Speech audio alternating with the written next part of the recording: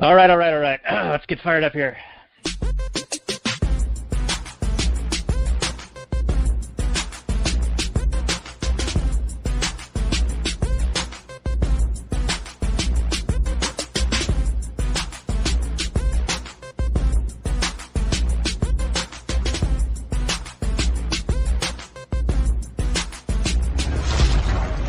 Maximum freedom.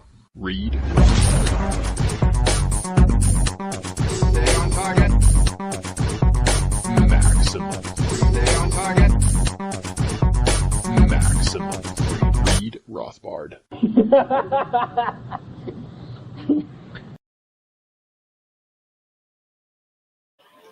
Hello and welcome to the Actual Anarchy podcast. Hello and welcome to the Actual Anarchy podcast. This is the podcast where we talk about movies from a Rothbardian and Anarcho-Capitalist perspective. Tonight, it's a little bit of deja vu as we are continuing our series in The May-trix in the month of May, as we're going to be doing The May-trix Reloaded tonight. We did take a little side tour down to Mexico last night, in fact, for a Cinco de Mayo special on Desperado with our friend Johnny from Peddling Fiction. And that was quite an episode, and he has quite the podcast. So that was a lot of fun. I highly recommend that people check that out.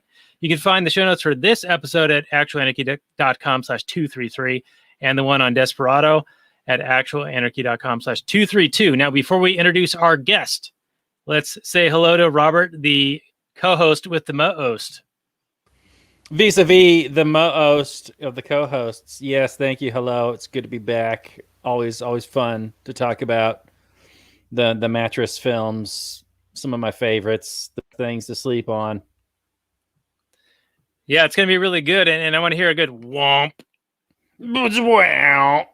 These are the sound effects for when I do the overlay of the movie title, which I always intend to do, but then I always fail to do other than tonight. So, but now we got all the mad graphics. This is like super apropos stuff. Except for me, I look a little out of sorts. I got the shades, but I don't got the fancy matrix behind me. Oh well, we're just gonna have to make do, and that's quite all right. We'll just pretend like I'm Neo and I can see the code and shit, and I'm in the real world. You're fucking Cypher eating steaks, getting That's plugged right. back in, because you in the last episode. Well, the last time we talked to Matrix, you were like, "Man, you ruined my life with this shit. I want that blue pill sometimes." So That's anyway, right. we should get into the Last Nighters portion and introduce our guest, because I want to get his take on the Matrix as well. And so vis-a-vis ergo Proctor Hawk, let's get into the Last Nighters portion of the show.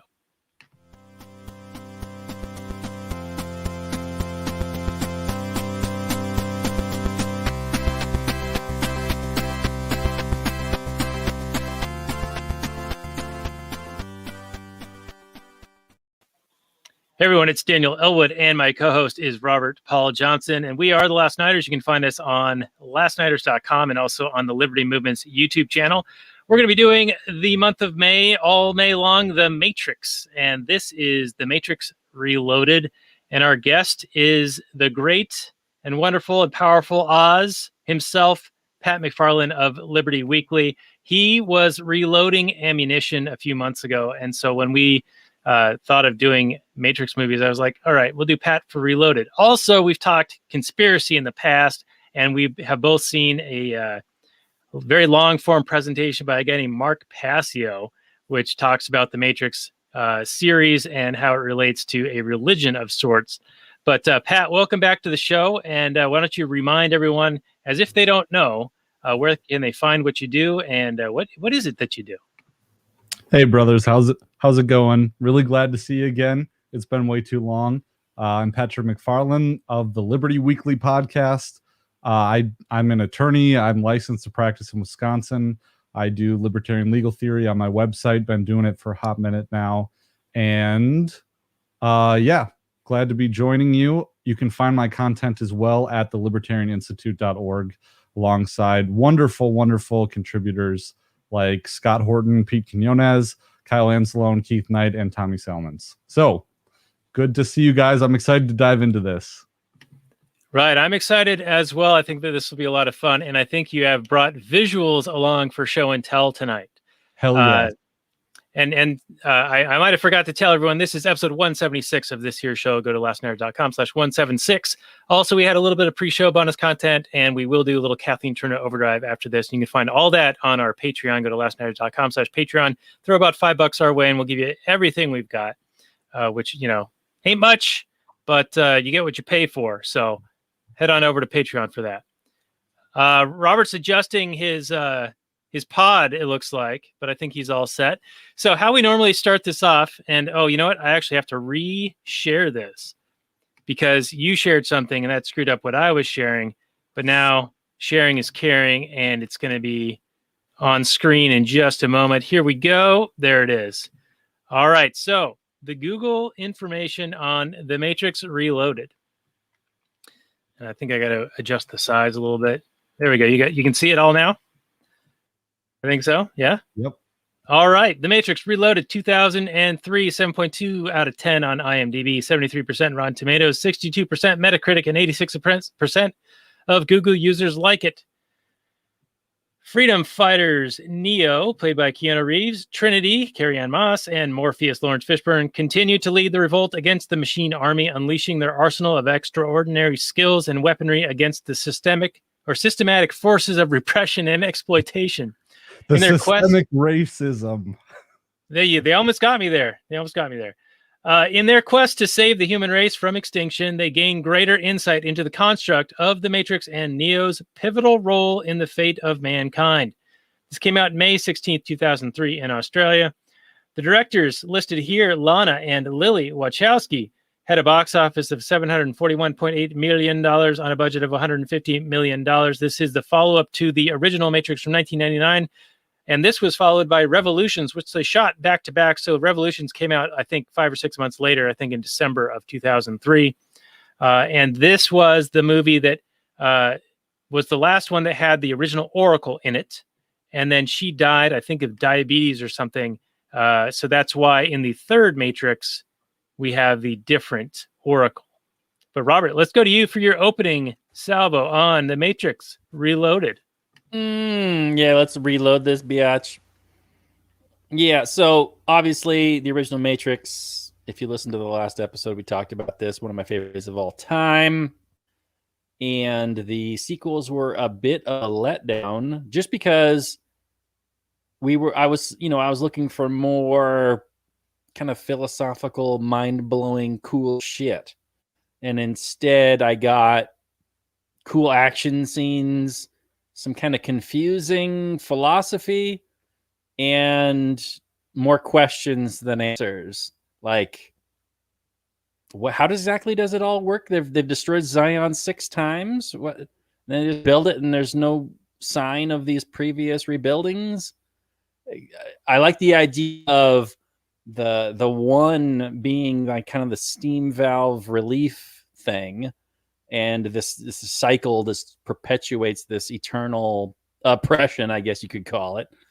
But, just from a popcorn, steak and potatoes perspective, which is what I bring to this podcast, I bring the everyman. I'm the everyman. You elitist assholes don't understand.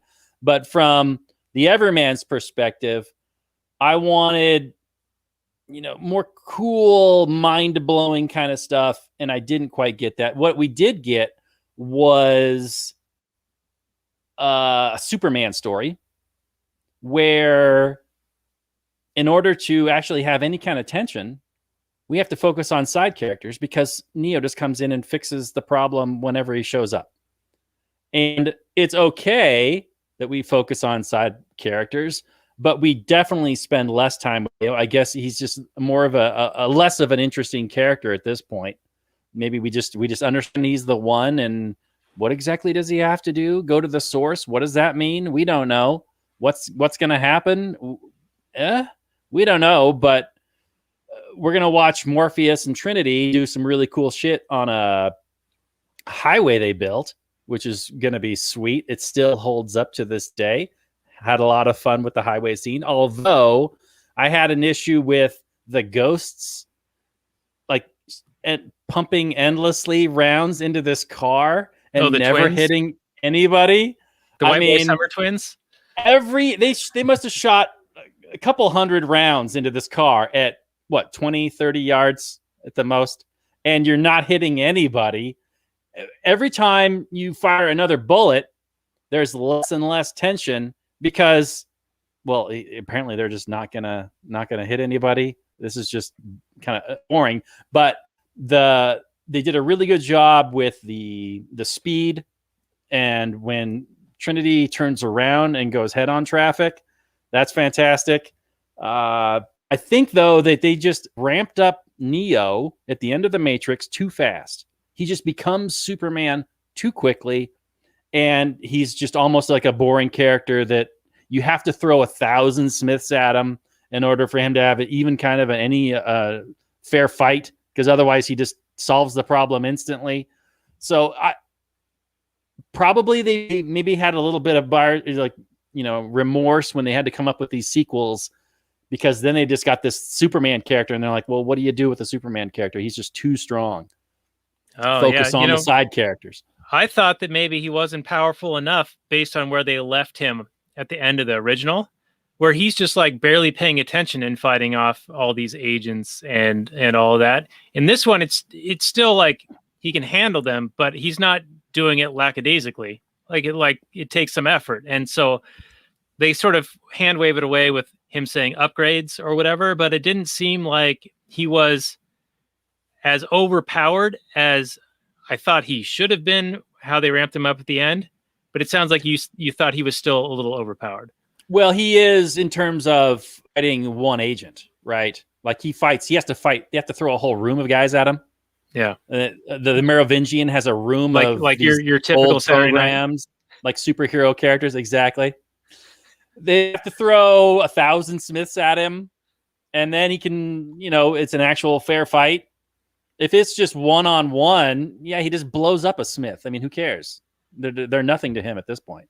But yeah, you're right. There wasn't a scene where he's just like one-handing on people because he's got to fight 20 of them. But right, and there was a little bit of a gap that they sort of tried to fill in expositionally, because apparently this one takes place about 6 months later after the events in the original one in Zion time. And so we get all this sort of backfill of this like mouse-like character kid who Neo saved him. And so this kid looks up to him so much, but it's all told as if we should already know about it, but it's the first time we're sort of hearing about it. And he's also so similar looking to the original mousy character in the first one that it's a little confusing, I think.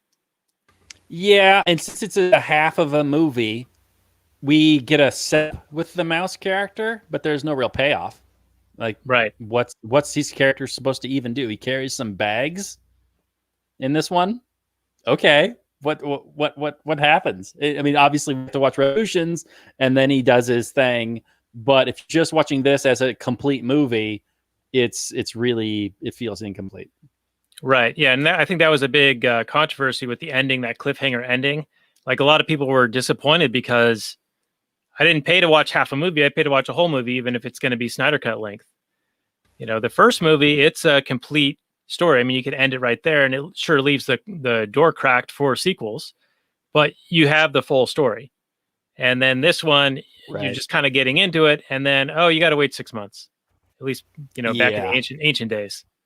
Right. But anyway, should we bring Pat in for his take on your take and my take? What's your take, Pat? Well, I think like one of the biggest reasons, at least according to Mark Passio, and I'll probably be relying on him a lot because this is one of my favorite presentations by him, but I love The Matrix. I just love it. But he says people didn't like the second movie because the first movie addresses what is the Matrix. The second movie addresses why are we in the Matrix. And the third movie addresses how to get out of the Matrix.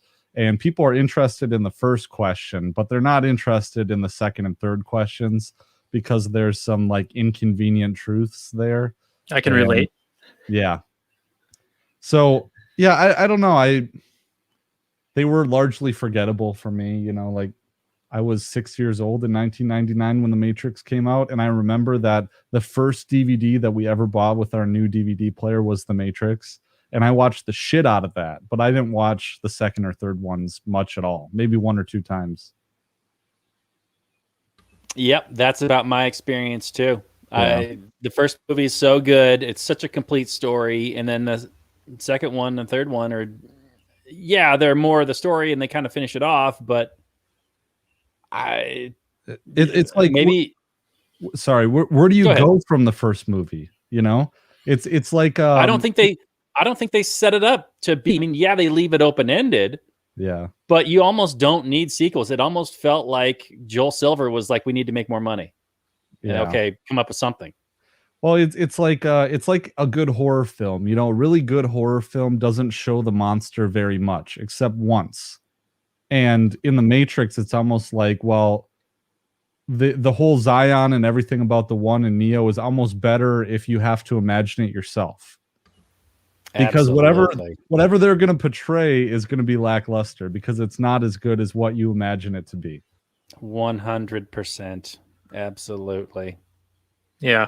Now, to take off on your Passio, where he's saying the second movie is the why we're in the Matrix, right? Mm-hmm. It seems as if, now I haven't seen this in a long time, but they do make a big point about choice versus control. And they bring it up in a couple of different ways in this movie. Not only like Neo's making choices, or is he being controlled? Is Neo a control himself? Is Zion a control? Is the world, the real world that we're seeing in this, actually also in the Matrix? Is all of this a steam release valve?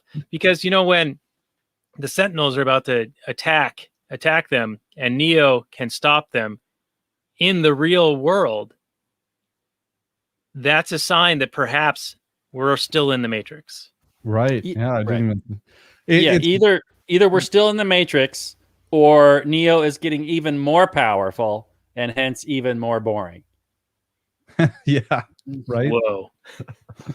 Well, it's like it's very reminiscent of 1984. I mean, it really kind of feels like it harkens back to that, where that's the ultimate like deflationary thing that just deflates you, because it's like, you know, you get interested in the resistance, but then you realize the resistance is just controlled opposition. And that's what it is with what Goldstein. I can think of so many other things. I mean, so many. I mean, help me out here if you remember any dystopian films where it turns out the resistance is actually just an arm of the state. Yeah, I'm no help. Sorry. Yeah, I can't. My brain doesn't work, but I believe you. Yes. Right. Well, in this one, we're introduced to the idea of the Oracle being a control mechanism. And then we're introduced to the architect being the father of the Matrix, if she's the mother of the Matrix. And they're both coming up with ways of control. And in fact, I think the architect, in his convoluted ergo proctor poop speech, sort of says that Neo himself is a form of control. And this is the 6th time that he's come through. And while he does do things a little bit differently each time, because there is sort of an element of free will or an element of choice that is possible, that perhaps Neo is not human after all. He is perhaps a sentient AI, like program similar to a Smith is in this character in this movie. Right, which leads credence to the idea that the real world is actually still the Matrix. I never considered that possibility. Right. Well, you remember in the first one when we talked about how entire crops were lost because there was this utopian society and people were rejecting it with their minds. And so they had to have this struggling planet, you know, this difficult life that people would accept, because if it was too good, they wouldn't believe it. So maybe that's what the Zion being destroyed 5 or 6 times is, a Zion within the Matrix. So everyone's still plugged in, but they think they're getting unplugged and they think they're fighting the Sentinels and defeating the machines. And really, we're just all plugged in the entire time. We're just all in the pods. This makes me think about that South Park episode where they're all just drinking Jameson. don't know if you've seen that one. It's like Stan discovers this whole group of like Matrix type people, but when they plug you into the Matrix, they really just bring down a huge bottle of Jameson and it gets plugged into your mouth and you just chug it. Oh, nice. Yeah. I have not Well, seen that one. It's about the illusion of control is what it is. And like, I think that's like why we're in the Matrix, is because we need that illusion of control in order for us to accept the, you know, the bars of the prison cell we're in. Oh, okay. So not just the illusion of choice, but also the illusion of control. Sorry, the illusion of choice. You're right. Sorry. I mean, I could see the illusion of control being a thing too, like, because then those who think that they can see, those who think they've taken the red pill, Yeah. think that there is a control that they are overcoming and defeating. Yeah. And you need that kind of resistance. Why would you need that kind of resistance though? If I'm like, if you're in the mind of the Merovingian and the ones who benefit from the control system, why would you need to constantly what is the purpose of the release valve?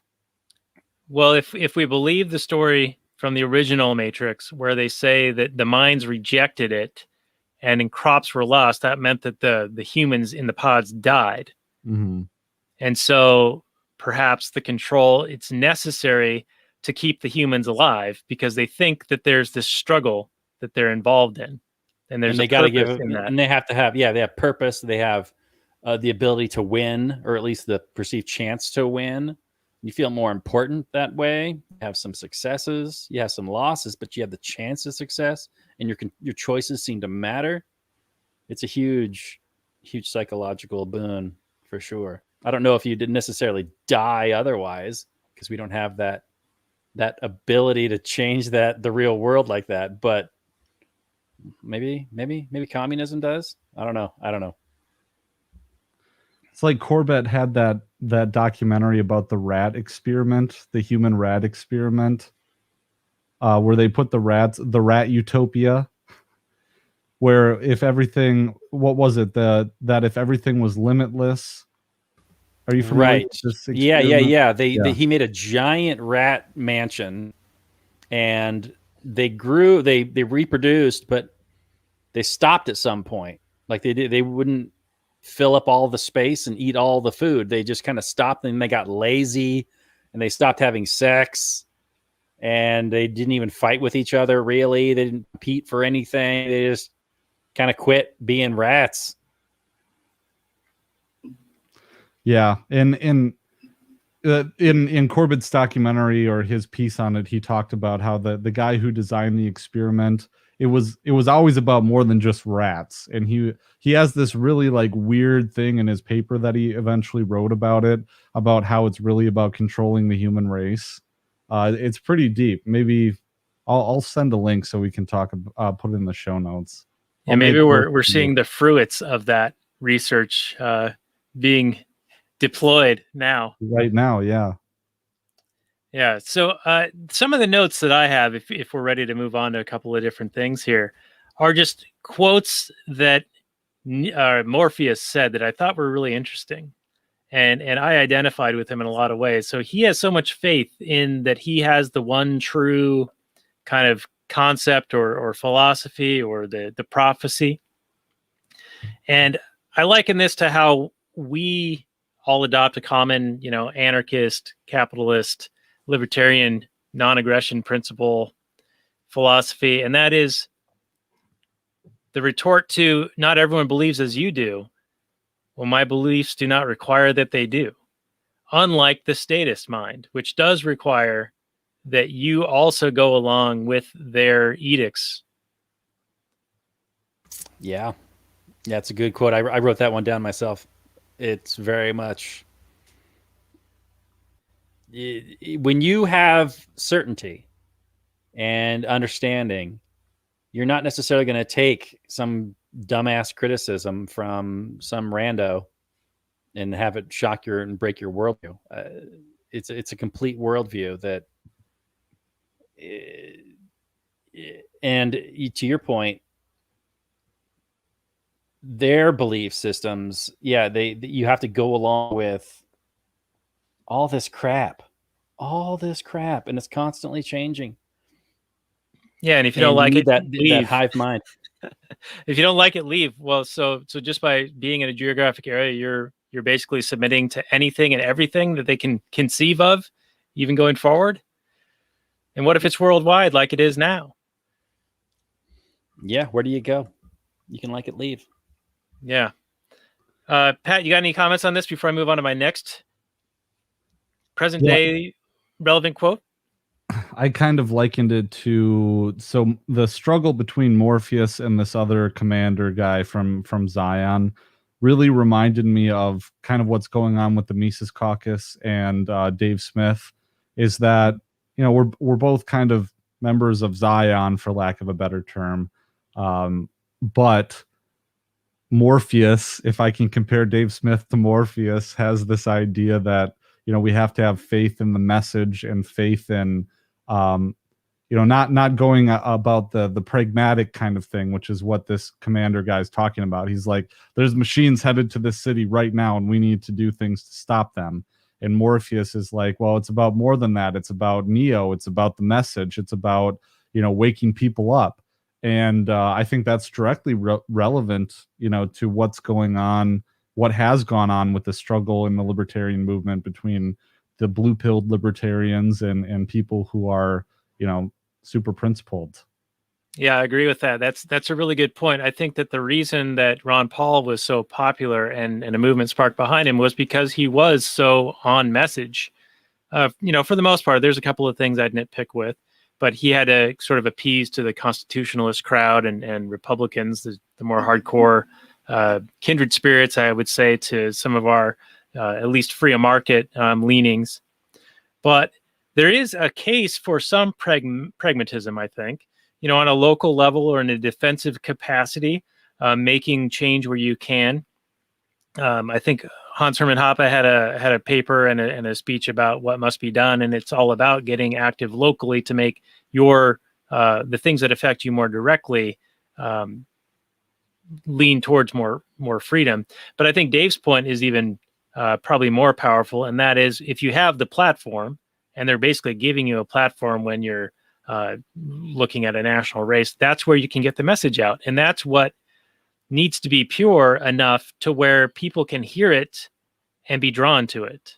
And if you're going to just kowtow and acquiesce every step along the way and just kind of try to meet in the middle, or be, like the Gary Johnson style, like, oh, well, we're fiscally conservative but socially liberal, or even the Rand Paul thing where he just tried to be like sort of maverick, sort of radical, but not quite.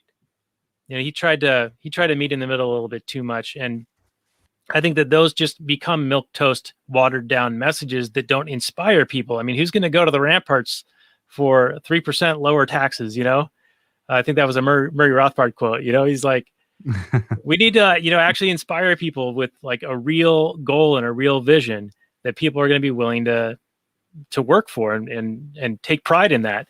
Sort of like, we were talking about how it can be a control, but having a goal and having a drive to work towards something, I think is a very powerful thing. And when you don't have a philosophically grounded message, you lose that. Yeah, you end up trying to please everybody and you end up appealing to nobody. Right, which is pretty useless. All right, well, I have my next quote that I want to bring up, and this one, man, I thought this applied perfectly to today. They're having that same kind of discussion. It's Morpheus and the council, and that what's the guy's name? Maddox, maybe the commander guy who wants the extra 2 ships to defend against the alien or the Sentinel invasion. Their argument is, we don't want a panic, so we're not going to tell people the truth or the whole truth. We're going to tell them a little bit. We're going to be like, oh yeah, there's some stuff that might be happening, but don't tell them too much. And Morpheus is like, no, give them the truth, let them decide for themselves, and they won't panic. This is almost like they could have played this a year ago, where I think Fauci even admitted, well, the reason we originally didn't advocate for masks was because we wanted to save them for the healthcare workers. So we lied about not needing them so that they wouldn't be all bought up and so they'd still be available for people. And while that may have been noble at the time, at least in intention, in practice, they're lying through their teeth. And I think that if they should have any role at all, it should be to impartially and objectively give you the information so you can make your own risk assessment and make your own decisions on what you are going to do for yourself and for your loved ones. And I think that would have gone a very much longer way in making this situation had been handled so much better. When we were on with Bob Murphy talking about They Live last fall, he made the point that if you let people make their choices, then you're not going to be corralling everybody into this one size fits all thing. So like all the mom and pop shops got shut down and everyone's now funneled into the big box stores. So now you have concentrations of people trying to buy things, and it gives you the exact opposite situation of what you would want if you're trying to maintain distancing. Whereas if you let the businesses remain open and advertise what level of regulations or requirements are necessary, then consumers could choose, hey, I'm comfortable with this level of risk, so I'll go here. And you, Robert, you might have been comfortable with even more risk, so you go over here where they're just raw dogging life with their faces.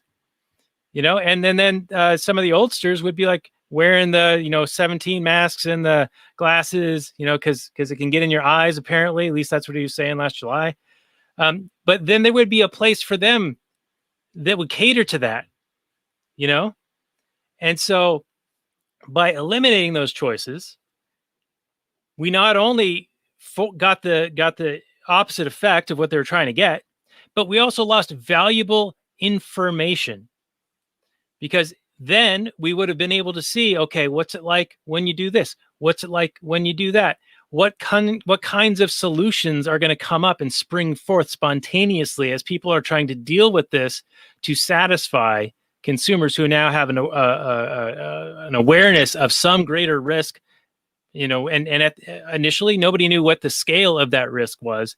And my point back then was, well, even if it's the most deadly thing in the world, you want freedom to be able to deal with it. Yeah, and it's about respect and treating people like adults or like children. You give the people the most complete information you have, and they will probably act better than if you give them some small hint of information and then their minds are left to run wild, seeking out all sorts of different kinds of information, and who knows what they're thinking.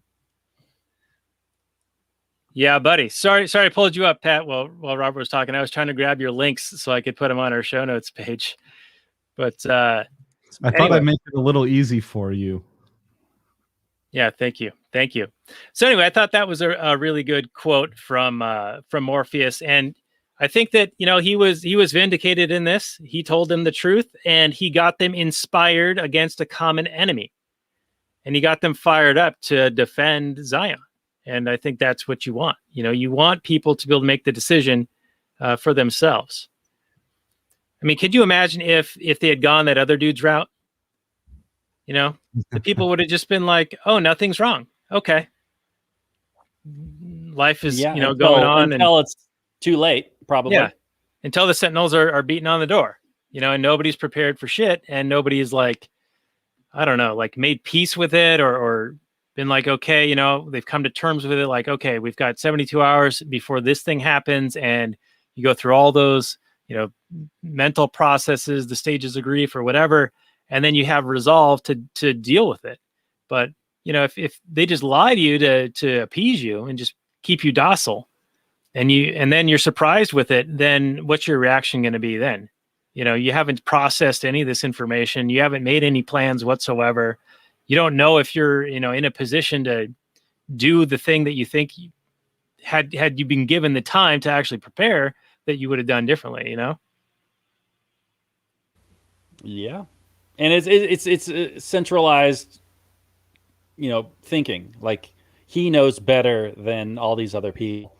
He's not soliciting ideas from this vast number of people that might have a really good idea about how to help, but he wants to control information. He wants to not let them know So he doesn't get that help. I mean, they're operating under a very short time frame anyway, but when it's all hands on deck time, you treat people like adults and you get help from wherever you can. You give everybody the information, and you never know where some genius idea is going to come from. Right. And while I will lend some plausibility to his argument, and we hear it all the time, and they even make mention of it, is, hey, we're not as well versed in defending the city as you are, so we will, listen to your arguments and adhere to your advice. But he wanted it to be only his decision. He wanted that autocratic authority of, hey, I'm the expert here, and so I should be the one calling the shots. And of course, we see what that's been doing in present day as well.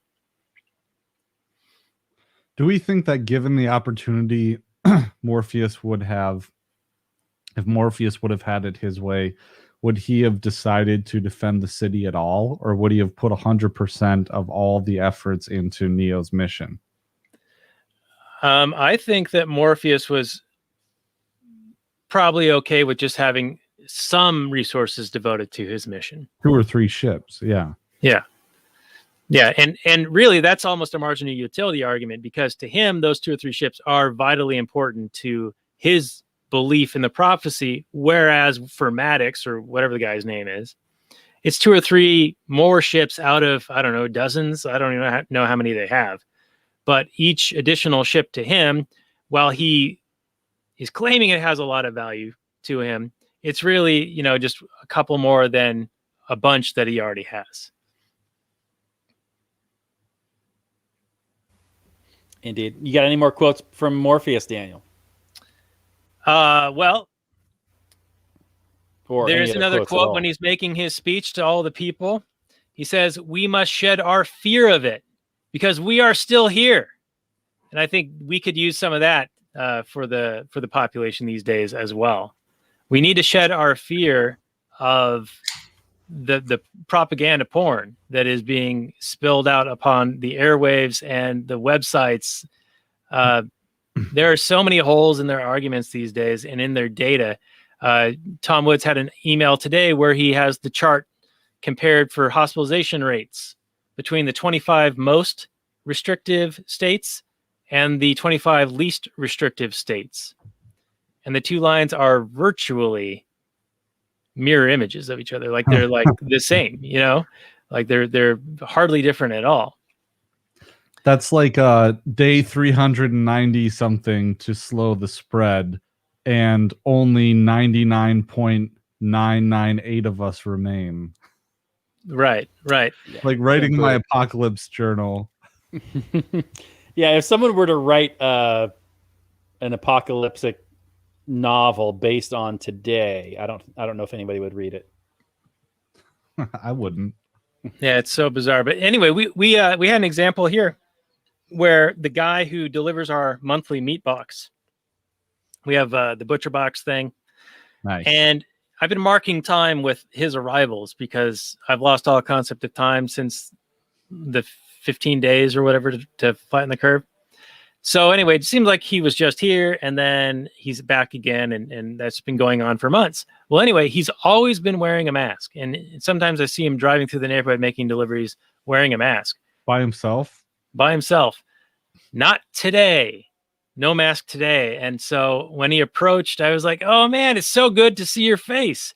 And we started talking, and he's like, "Man, yeah, I'm just so over it." And he said that he had gotten the vaccine. I'm like, "Okay, that's cool if that's what you really wanted." For me, not for me. I don't like the lack of liability for them. I don't like the that they're saying it's totally safe and 95% effective, and I've seen some of the numbers behind that, and they're fucking lying. So, but we started talking about these curves I was just mentioning, and how if you're gonna argue for this massive imposition on people's lives, locking them down, forcing masks, mandates, shutting down businesses, destroying lives. We're seeing all of these collateral damage coming from this with depression, suicides, drug overdoses, missed cancer screenings, heart disease, people dying of heart attacks because they're afraid to go to the hospital, and all of those things. All of those are the damage caused that would not have occurred had they not forced these lockdowns. You better damn well see a big, significant difference between those areas that had these restrictions and those that did not. And the fact that there is hardly any difference at all shows you that it was all for nothing. All it is causing harm. So it's not like how they played in their heads that, oh, well, if we didn't do this, then there would have been even more deaths than the 600,000 or whatever number they're throwing out these days. You know what the average age is of people who died with coronavirus? It's the average age of death at all. 80. Isn't it? Higher. Yeah, 80. So, people die. That happens. Car accidents, cancer, heart disease, accidents, you name it. People die all the time. Old age. You're not going to eliminate death. I remember when Cuomo was doing his Emmy-winning daily speeches. He's like, the virus is death. We're fighting death. Well, I mean, Yep. he had some inside info on that because he was putting the virus right into the most vulnerable population. But anyway, but yeah, I mean, he's obviously a fearmonger. He's essentially equating the risk of dying from corona to be death for anybody. Right. If you get it, you're dead. When you get it and 99.98% of you are not going to die. Yep. And it's been a real trick to go from 15 days to flatten the curve because we're all going to get it eventually, right? I mean, we're just trying to not overwhelm the healthcare system to, well, we got to go until there's new cases. Right. Yeah, that was the original argument is that nobody ever gets sick. Yeah, we just need to not overwhelm the hospitals and the resources. So let's flatten it so we have the same amount of cases or whatever, but we have the resources over the time horizon to be able to manage it without overextending those available resources. That was the original argument. Now, have they changed their minds and flip-flopped like 100 times since then? Yes, they have. So I don't know if they would still make that argument or not, but it's been over a year now. Anyway, we should probably talk about this movie. Well, no, let's not talk about the movie because you got me fired up now, Daniel. All right. So not only that, but they've also done a little sleight of hand with the idea that we're not going to get through this to the other side without a vaccine. Oh, yeah. As if human beings for our entire history haven't been dealing with diseases and getting through them without vaccines. Now this whole new COVID-19 is so scary and whatever, we have to have a vaccine or else we just can't go back to normal life because fear. And it's a real mind fuck. It's just absolutely just piling on the fear. We must shed our fear of it. We are still here. We're still here, and human beings are still here. We've been here. We've dealt with these things in the past, and we haven't freaked out like a bunch of little nanny bitches. All right, so here's fear a is related the mind killer. That's right. That's Fear absolutely is the right. mind killer. All right, here's a related quote that maybe explains where some of this comes from. What do all men with power want? More power. More power. That's right. Okay, someone said, Cuomo said that we're fighting against death. But you know who is death? Agent Smith. So that's the perfect segue. Come on. So there's Agent a lot of Smith is death? Is symbolism. that what you're saying? Agent It's Smith, death. the He Reaper. represents death. Yeah. He represents the death of compassion, the cremation of care. So I'm going to take this down the conspiracy rabbit hole. Are you ready for this? Nice. Let's do it. Come on. Light this so candle. much symbology behind this fucking movie. So let's. You want to I'll pull up share the main my- screen? What's that? You want to pull up your screen here? Yeah, I got you, fam. All right, adding to the stream now.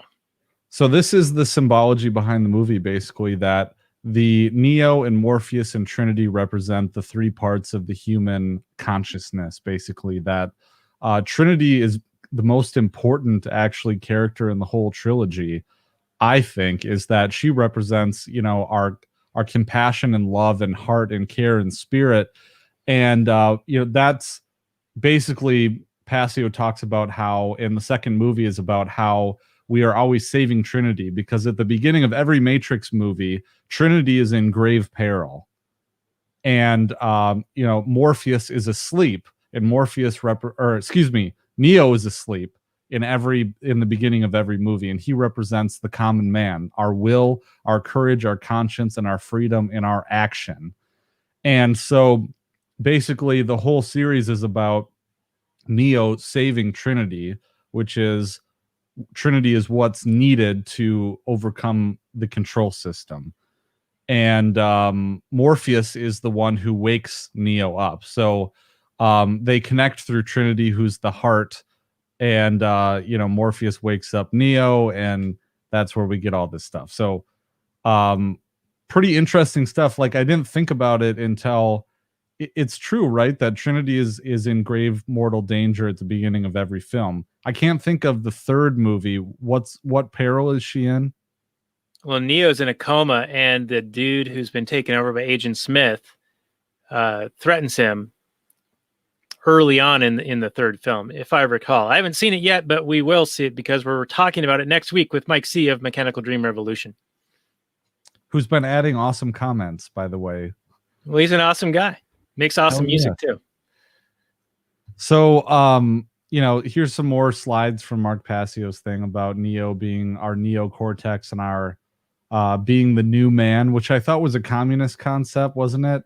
But it's all kind of about ascending to a new reality, or to a new plane of being, because that's how we're going to ascend, to get beyond the Matrix. Kind of like becoming anarchistic beings is ascending beyond this slave planet system that we live in right now.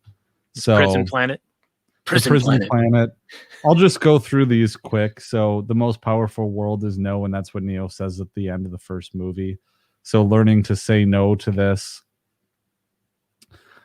We already talked about a lot of this, but yeah, so basically this is what Agent Smith does. Is I wrote an article on Substack called Defiling the Sacred Feminine. And can you see that on the screen right now? Substack. Yeah, the words are small, but I'm sure they're really good. They are very good. But basically I tied it into Bohemian Grove, man. We're going to go deep back to the OG Alex Jones shit. Bohemian Grove, they perform that ritual called the cremation of care. And I think it's all about killing Trinity, basically, because if Trinity represents, our compassion, our care, that ritual, the cremation of care, is all about killing that part of us which allows us to escape the Matrix. And that's what the elites allegedly do at Bohemian Grove. And I just thought that was really interesting. But that's what Agent Smith does throughout the second movie, is that he goes to the heart. It's very symbolic that he stabs people in the heart with his hand, and he turns their hearts black. Basically, he's taking the life out of them, killing care. Doesn't he turn them into another clone of him? Into killers, yeah. Yeah, okay. Interesting. Now, this Mark Passio presentation, it's something like 4 hours long, right? It's 2. Oh, just 2? Okay. Yeah. Well, I will put that on our show notes page as well. I remember watching it, probably like 10 years ago, and it being rather interesting. What do you guys think about the Merovingian? Because that's another part of this whole conspiracy kind of dark thing, because the Merovingian bloodline is what lots of Christians and fundamentalists, they think that the Merovingian bloodline will birth the Antichrist. And it's interesting that on something like The Matrix Reloaded, some huge blockbuster major film directly names a character the Merovingian, when the Merovingian bloodline is supposed to be one of the bloodlines that produces the ruling class in society, kind of like the New World Order stuff. Is that what it is? I always thought the Merovingian was the bloodline of Christ. See, that's it's the dark occult bloodline is. I was reading an article earlier, but before we went on, about how Christian-y kind of doomsday conspiracy theorists think that the Da Vinci Code was part of this huge PR campaign to make people think the Merovingians are descended of Christ, but really they're the dark occultists who are behind like the large, like the most evil bloodlines, like the Rothschilds are part of the Merovingian bloodline. So I don't know. How deep do you want to go on this shit? I mean, I have no idea about any of this crap, but I'm loving it. So keep going. Well, essentially the Merovingian, he represents those in the power structure who benefit the most from the May-trix system is what he does. Now, I don't know exactly the point that Mark Passio was getting at in this slide, but it looks really fancy. Well, that's basically the point that the Merovingian is making in this, because Neo and Morpheus and Trinity come and they're trying to get the keymaker from him, and he sort of stonewalls them and sort of toys with them, I think, but then is betrayed by his wife, Persephone, because he was unfaithful to her. And Right. Passio has a whole thing about Persephone and something about like Greek mythology and stuff, and it makes total awesome sense, but I just can't remember what it is. But she's important for sure. I did think that was a little bit weird that she wanted a kiss from Neo, as if he was kissing Trinity. There was some high artistic symbology behind that. Okay. Yeah, Persephone is the wife of Hades, the god of the underworld. So I don't know how that plays in. So, but is that to tell us that perhaps the Merovingian in this story is a Hades character? Yeah. It seems like it. Yeah. And he's speaking French, which is very telling. Because the Merovingian bloodline descends from the Franks, from the Frankish kings. Yeah, that makes sense. I just made that connection. Interesting. Yeah. Let's see. I don't have any other slides for us. That's it. It's done. Okay, I'm going to pull that down then. Pull it. All right. So that's such a loss of life. So this has been interesting. Now, how does this tie back to the movie? Because most of us are here because of our disobedience, our affinity for disobedience. What do you take away from this movie? Like, does this help with the entire story, or do you, Robert, do you still feel like the first movie is the only real movie worth watching, and that's the complete story? Well, for me, I love the original Matrix. You can be taking it apart on so many levels. And it has a real rebellious, even if it's just a dumb teenager rebellion, right? Like, I'm sure like every Antifa member loves the Matrix just as much as I do.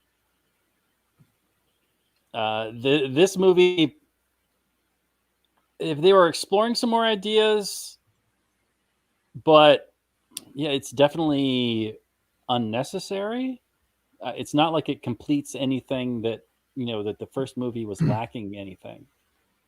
So I don't even really know what to say here. It's more fun, deeper rabbit hole talk, but it's like for those that want to go deeper, you can do that.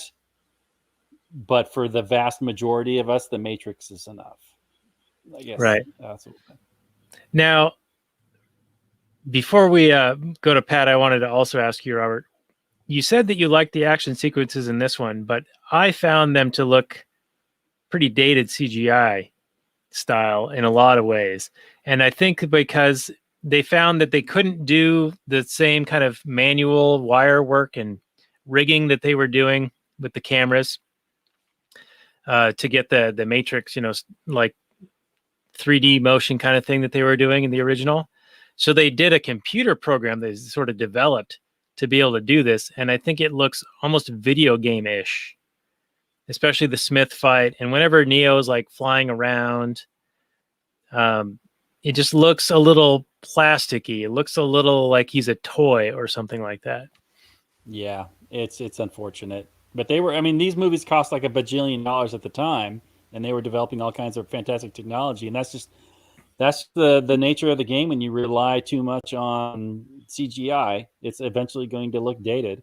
Like the practical stuff on the freeway looks fantastic, but then they go to the two semis smashing into each other, and then the buckling and the warping and the whatever, and then that looks like more like a PS2 graphic. It's unfortunate. It really is unfortunate.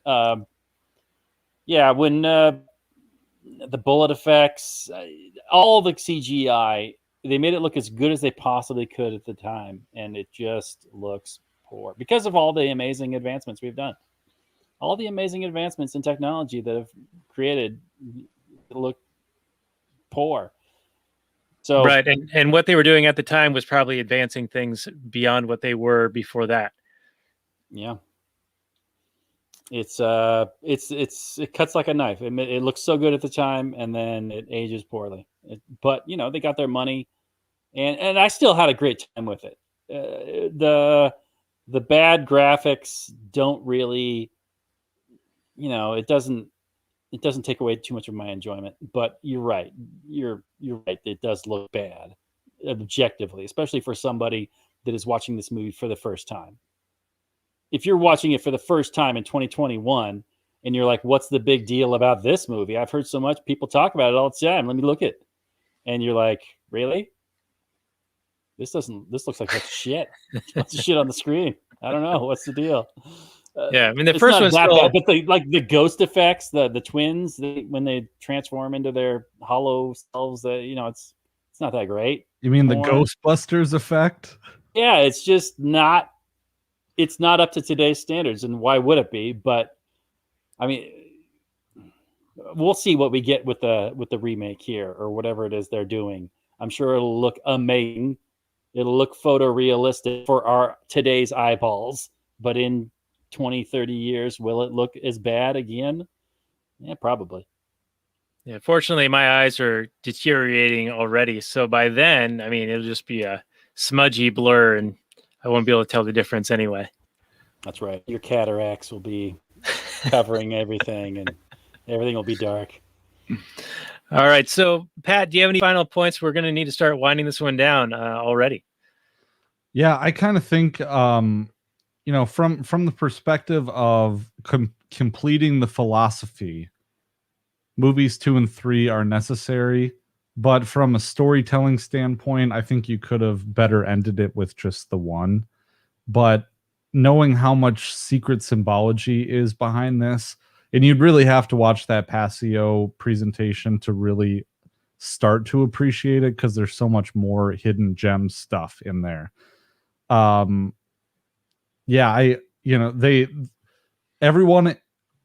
the actors had to read Simulacra and Simulation and a whole bunch of philosophy before they even read the script. So I think I'll cite Wikipedia on that. But I still really like the movie. I think that Reloaded aged better. Like when I was a kid and watching Reloaded, it just wasn't nearly as good. And I think there's several reasons behind that. But I would say it's a little better upon rewatching, but it's not great. So if I was to give the original Matrix like a 9.7, I would give this one maybe like a 7.5 out of 10. Oh, okay. Interesting. All right. So we're already in final summary review. That's great. And I was curious what your score was for the original. So thank you for that. And I think that Robert, you were having a similar thought where rewatching this, the movie is actually better than you remember, despite the graphics not being as good as they once were. So I'm sure flip-flopped. Yeah. I mean, the original Matrix, you were still high on the original Matrix. You still had massive anticipation. Half of it's, half of how much you're going to enjoy a film is how much do you anticipate it being good, or how good do you anticipate it being. So after the Matrix, you're like, well, the next movie is going to be even better. And of course, they created a masterpiece, so the only direction they could go was down. But I didn't know that at the time. At the time, I'm like, these guys are geniuses. They've got this plan. They're going to make this whole big story that's going to be incredible. And then instead, we got what we got. Now, like Pat said, you come back to it, at least I did, and I'm like, it really wasn't that bad. There's still a lot to enjoy. There's still some good philosophy. There's a whole lot of great action. They did ramp up the action. You can't argue with that. They ramped it up. And even though the tension is down, I think any time where you remove death as a possibility for one of the main characters, you deflate that tension balloon. And, Neo gets resurrected at the end of the first Matrix. Trinity gets resurrected at the end of this movie. Neo's too powerful for me. Neo's just too powerful.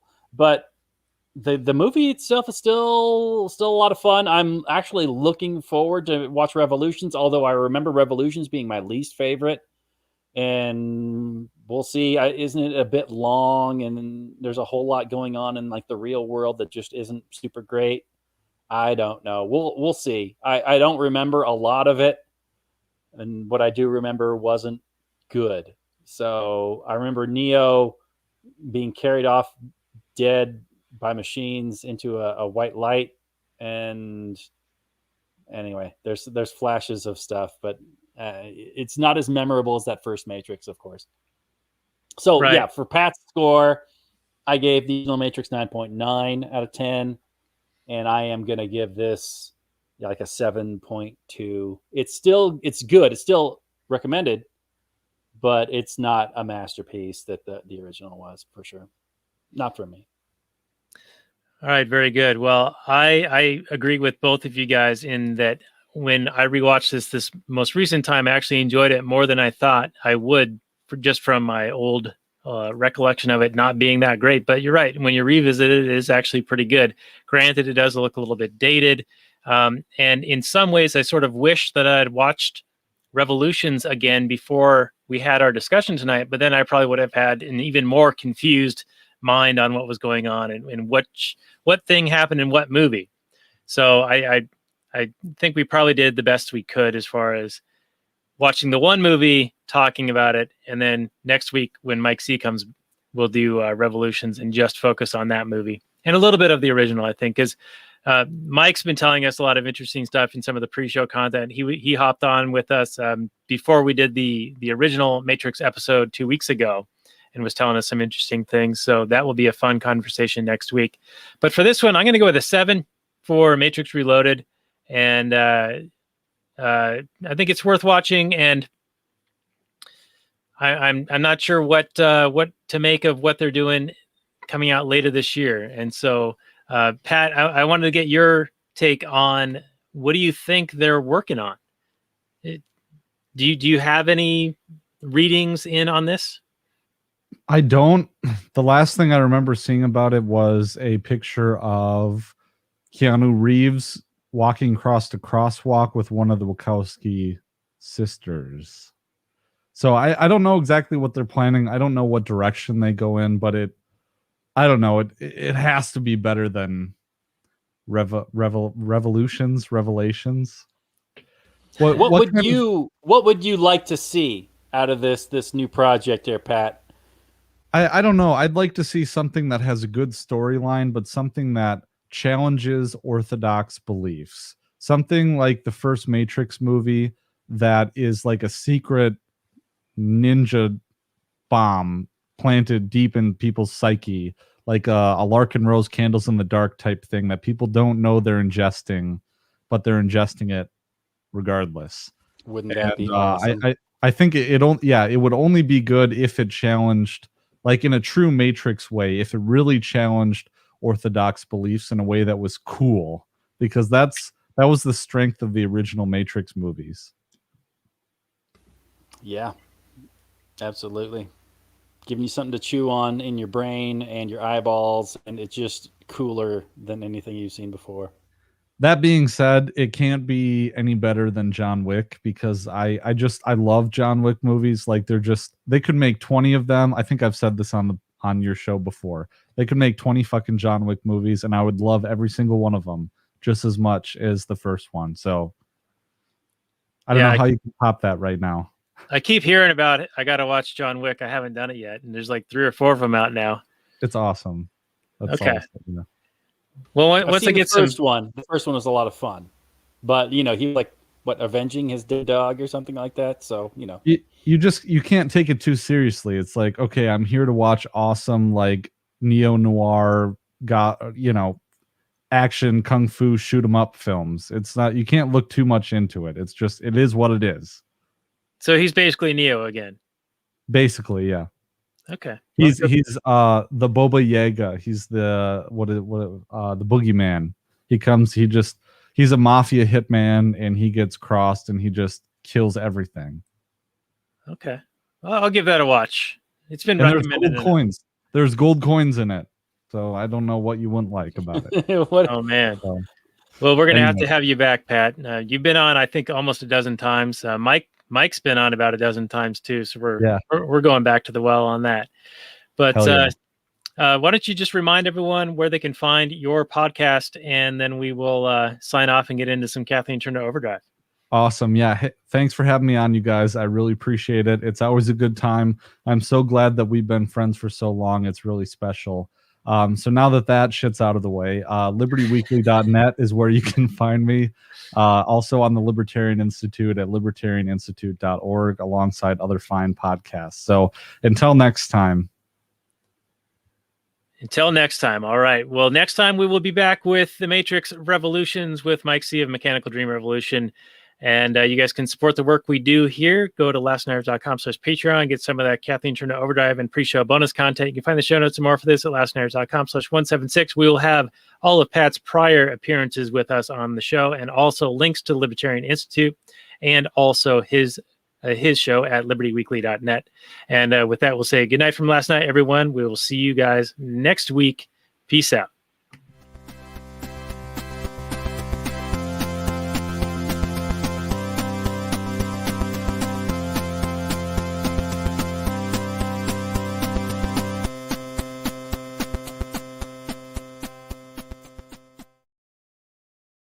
All right, and we will continue the transmission for a few more minutes on the actual Anarchy podcast, talking about the May-trix Reloaded. And I have saved a question for this one, and I'm wondering, and I'll go to you, Pat. The commander's name was Locke, actually, and he did the very common statist governmental proclamation that this is the single biggest threat we have ever faced, as a justification for all of the things that he wanted to do. And as Rahm Emanuel said, you never want a crisis to go to waste. And what ends up happening is all those things that you wanted to do but couldn't get passed through, well, now's the time to drag them out. And so I thought that this was an interesting quote to kind of relate to present day, as I think of the Locke character as being a little bit like a Fauci type character, utilizing the pretense of emergency to basically control your life. And I guess once you get a taste of that power, you don't want to let it go. So I think that's where he's at now. What's your take on that? Well, I mean, that's kind of what happens pretty much. I mean, and he seems like, as I imagine blue pill libertarians to be, is they talk about pragmatism, but they are the ones that seem to me to be the most susceptible to the ring of power influence. If I can cross-pollinate a little bit here. Is that the impression that you get? I could see that. I think one interesting aspect to note is that even if he isn't reaching for power, even if he has the noblest of intentions, once they get that power, it will seem, okay, we fought off this fight because we took that power. We can't give it up now. It's just a pragmatic decision to do. You'd be a fool to give it back now. we got all these great things done and we saved everybody, right? So we're just being the good custodians of Zion by maintaining this power and control. Never mind the fact that we are, limited in knowledge, and we have the knowledge problem and the morality problem and all those problems. Those things can all go by the wayside. We won. We're winners. We need to maintain it, and we're good. Those things all go through, I think, every politician, every bureaucrat, every monster's mind, that we're good and we need to be in control.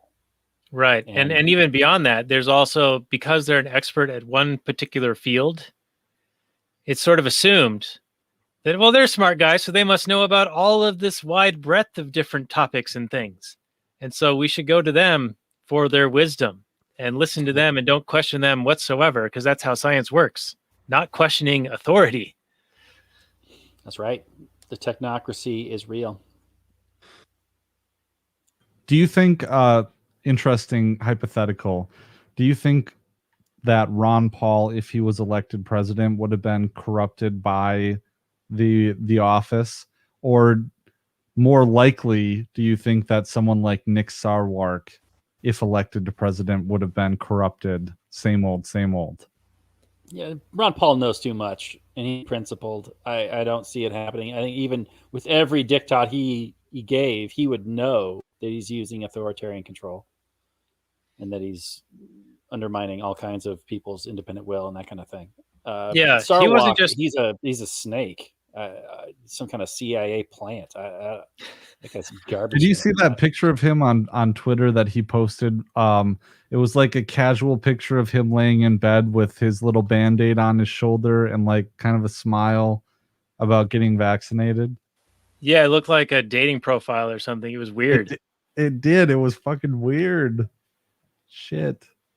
Yeah. Hey, now, I don't want to cross-pollinate too much, but have you ever heard, like, there's some YouTube channels that talk about what if Gandalf had taken the ring for himself? They do like the Lord of the Rings, like whatever hypos.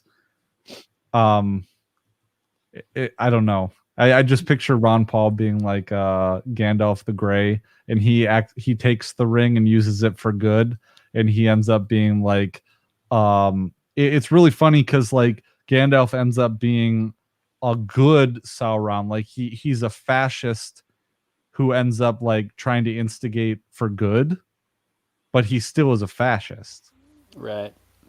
So, so there's a YouTube video on that one, if it's still up. Okay. Yeah, it's good.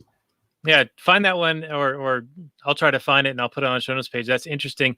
I would imagine that Gandalf, in the original movies and in the book, he says to Frodo that the ring would be too powerful and it would corrupt him, so he wouldn't want to wield it. So it is that's a nice counterfactual, I guess, related to the fictional novel. But I think that Ron Paul would have been different than Gandalf. Or like he would have been similar to the Gandalf we see in the movie, where he wouldn't want to wield that power. But if he had been elected, I think that he would have remained true to the principles as best as he could. So I don't know. That's just my take on the guy. I think, like Robert was saying, he knows too much. Yeah. He knows the corrupting influences of this power. And I think that even though he's sort of... Sorry. Right. And even in the campaigns, he had to say that he was trying to win or whatever. But I think that really he knew deep down that he was just trying to stay on message and educate and inspire and get people to look into these ideas. And I got to say, he was probably the most effective person at it in my lifetime. He's the reason that I'm talking to you. He's the reason I even met you. Same. He's the reason I ruined Robert's life. So... Indeed. It all goes back. Causality. Well, maybe Dave Smith has a chance to overtake Ron Paul if he does end up running or increases his platform. He's still growing. So he has a chance, and he's a young man. He has a long time to expand his reach. So maybe in his lifetime, or maybe one of our lifetimes. Yeah, and he's been on Rogan 6 times now. I mean, that's a pretty big platform as well. Yeah. And this last one, man, he He wasn't He pulling killed very it. many punches in that one. It was He great. killed it. Yeah. So kudos to you, Dave. Doing great. Great work, man. Inspiring. And anyway, speaking of inspiring, you guys can inspire us to continue to do this here show by supporting us on Patreon. Go to patreon.com/actualanarchy or actualanarchy.com/Patreon. Either one. Try one, and if it doesn't work, then try the other. You can also go to Trubster.com. That's Robert's Wares for Sale. Go to TRUBBSTER.com, and you can buy t-shirts, mugs, pillows, fleece blankets, and other random stuff that gets your graphical inventions printed on them, right, Robert? Something like that? That's exactly correct, Daniel. Yes, thank you. All right, so you have natural salesman here. And also check out our guest's website at libertyweekly.net and go to libertarianinstitute.org to find his work, as well as that of Scott Horton, Pete Quinones, Keith Knight, and others. And with that, we will see you guys all next week for the May-trix Revolutions with Mike C. of Mechanical Dream Revolution. And we'll say goodnight. Maximum freedom, everyone. Peace out.